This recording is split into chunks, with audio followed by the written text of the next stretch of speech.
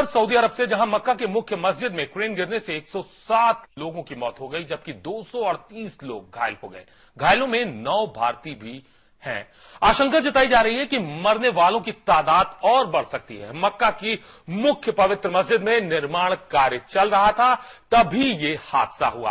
आपको बता दें कि वहां पर मौसम काफी बिगड़ा है। मक्का में जल्द ही हज यात्रा शुरू होने वाली है, जिसमें दुनिया भर से लाखों लोग हज पढ़ने के लिए पहुंचते हैं। इसके लिए मस्जिद में मरम्मत का काम चल रहा था। इसी दौरान जो क्रेन थी वो गिर पड़ी और उसमें 238 लोग घायल हो गए, जिनको इलाज के लिए अस्पताल में दाखिल कराया गया है। और इस पर ज्यादा जानकारी के लिए रुक करेंगे समय संवाददाता जफर अब्बास का। जफर, फिलहाल क्या कुछ अपडेट सामने आ रहा है, कैसे हुआ यह हादसा?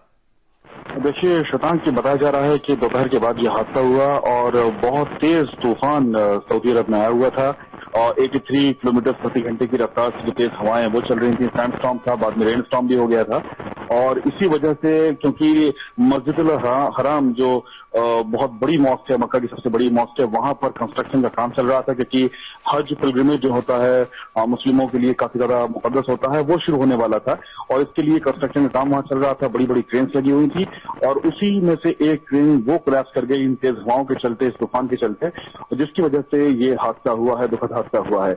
107 लोगों के मरने की खबर आ रही है। तकरीबन 238 के करीब लोग, यानी 250 के करीब हम कह सकते हैं, जो लोग हैं वो घायल हुए हैं और विदेश मंत्रालय ने इस बात की पुष्टि भी की है। तकरीबन 9 भारतीय हैं जो इस दर्दनाक हादसे में घायल हुए हैं।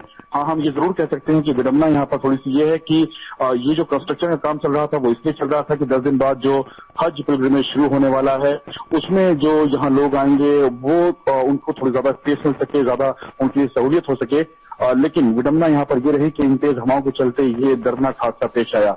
फिलहाल जो राहत और बचाव कार्य है वो वहां पर चल रहा था। फिलहाल जो आसपास के हॉस्पिटल थे वहां पर जो घायल हैं उनको ले जाया गया और भारतीय विदेश मंत्रालय ने भी पुष्टि की है कि तकरीबन 9 भारतीय हैं जो इस हादसे में घायल हुए हैं। 107 लोगों के मारे जाने की यहाँ पर खबर आ रही है और आपको अगर याद दिलाएं हम तो 2006 में भी एक स्टैम्पीड हुई थी हज में, जहाँ पर तकरीबन 350 लोग की मौत की खबर आई थी।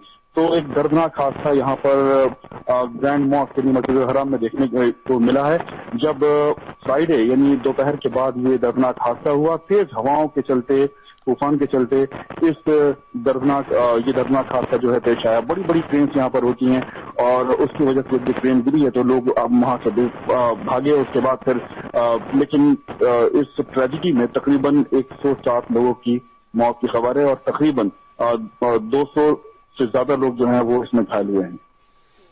जफर, मक्का की ग्रैंड मस्जिद में क्रेन गिरने से जो हादसा हुआ है, जो घायल हुए हैं, उसमें जो भारतीय नागरिक हैं, बहुत दुखद हादसा है। लेकिन भारतीय नागरिकों की क्या कुछ अपडेट सामने आ पाया है अब तक?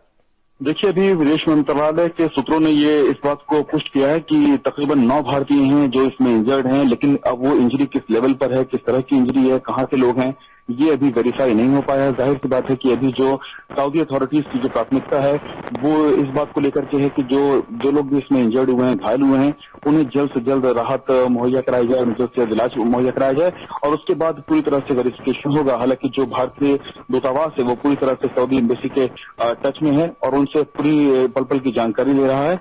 लेकिन एक बहुत ही दर्दनाक हादसा सऊदी अरब में पेश आया है, जहां पर हज पिलग्रिमेज शुरू होने से पहले, यानी हज यात्रा शुरू होने से कुछ दिन पहले ही ये दर्दनाक हादसा हुआ है। और जैसा कि मैं पहले बता रहा था आपसे कि सहूलियत के लिए ये कंस्ट्रक्शन का काम चल रहा था और जो सऊदी अथॉरिटीज हैं वो ये चाहती थी कि इससे पहले कि हज पिलग्रिमेज शुरू हो, ये जो मरम्मत का काम है, जो निर्माण कार्य है, ये पूरा हो जाए, ताकि जो यहाँ पर हज करने के लिए लोग आएंगे उन्हें सहूलियत हो सके। लेकिन 10 दिन पहले ही ये बहुत जबरदस्त हादसा हुआ है। तूफान आया था, बहुत जबरदस्त तूफान था और उसकी वजह से तमाम अपडेट पर नजर रखिए। आगे भी बुलेटिन में आपसे अपडेट लेते रहेंगे। फिलहाल इस तमाम जानकारी के लिए आपका शुक्रिया।